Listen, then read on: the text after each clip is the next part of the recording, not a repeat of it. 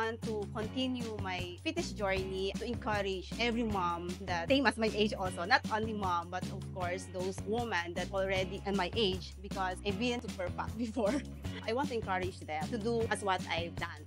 My fitness goal is to build muscles, to be a stronger woman. Actually, I started my fitness journey 2 years ago. I was about 70 kilos that time. So I already lose about 17 kilos up to this day.